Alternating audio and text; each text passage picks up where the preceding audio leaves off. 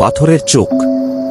গল্পের দ্বিতীয় ও শেষ পর্ব দেওয়া হল, যেখানে উঠে এসেছে রমিলা বালার অতীত, পাথরের চোখের উত্তর ও তার অভিশাপের রহস্য। দ্বিতীয় ও শেষ পর্ব, অভিশপ্ত অতীত। রমিলা বালা ছিলেন এক সময়কার জমিদার শম্ভু চক্রবর্তীর কনিষ্ঠ কন্যা। সময়টা ছিল 1946 সাল, বিভাগের ঠিক আগ মুহূর্তে, যখন চারদিকে দাঙ্গা, অস্থিরতা আর ধর্মীয় বিদ্বেষ ছড়িয়ে পড়ছিল। জমিদার বাড়ির বিশাল সম্পত্তির লোভে অনেকেই কোনো জোর দেয়, কিন্তু শম্ভু চক্রবর্তীর পরিবার ছিল একেবারে অন্যরকম। তারা পূজা অর্চনায় ভীষণ বিশ্বাসী, বিশেষত গোপন তান্ত্রিক উপাসনায়।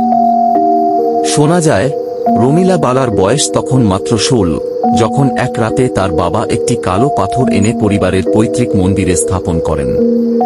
তিনি বলেছিলেন, এটা পাথর নয়, এটা হলো চোখ, যার ভেতরে আছে অলৌকিক চেতনা।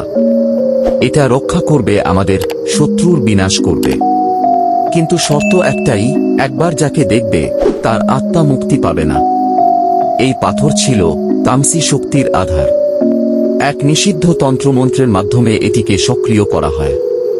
প্রতিদিন রাতে নির্জনে তার সামনে রক্ত পূজা হতো। পরিবারের কেউই এসব জানতে পারত না, কিন্তু রমিলা একদিন দেখে ফেলেছিল। সেই রাতেই ঘটে বিপর্যয়। হঠাৎই আক্রমণ হয় জমিদার বাড়িতে। দাঙ্গাকারীরা এসে আগুন লাগিয়ে দেয়, সবাই মারা যায়। শুধু রমিলা বেঁচে যায়, কারণ সে সেই সময় গোপন কক্ষে লুকিয়েছিল। চোখের সামনে পুরো পরিবার পুড়ে যায়, আর সেই পাথর চুপচাপ পড়ে থাকে, একদম নিঃশব্দে। রমিলা পাথরটিকে নিয়ে চলে আসে দমদমা গ্রামে। তখন থেকেই সে নিঃসঙ্গ, নির্জন জীবনযাপন শুরু করে। কুকুর মরেছে, গাছ শুকিয়ে গেছে, বাড়ির কাছে পাখিও আসে না, তবু কেউ তাকে কিছু বলে না। কারণ গ্রামের বয়স্করা জানত তার কিছু আছে। চোখটা এখনো রক্ত চায়। রমিলা বালা নিজের মৃত্যু পর্যন্ত চোখটাকে মাটির নিচে পুঁতে রেখেছিল, কিন্তু মৃত্যুর আগে বলেছিল, আমি তো আটকে রেখেছিলাম, এবার তোরা খুলে দিলি। তোরা জানিস না, এটা তাকালে শুধু শরীর নয়, আত্মাও ধ্বংস হয়।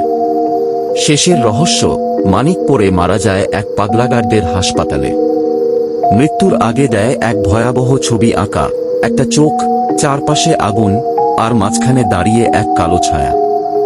জিতুর খোঁজ কেউ পায়নি, কিন্তু 5 বছর পর একদল কাঠুরে জঙ্গলে পচাগলা একটা দেহ খুঁজে পায়, হাড়গোড় ভেঙে চুরমার। আর আশ্চর্যের বিষয়, মাথাটা ছিল না। আর সেই পাথরের চোখ, কেউ জানে না সেটা আবার মাটির নিচে পোঁতা আছে, নাকি আবার কাউকে দেখছে চুপচাপ। গ্রামের নাম দমদমা মানেই আজও কাঁপুনি ধরায় অনেকের গায়ে। সমাপ্ত।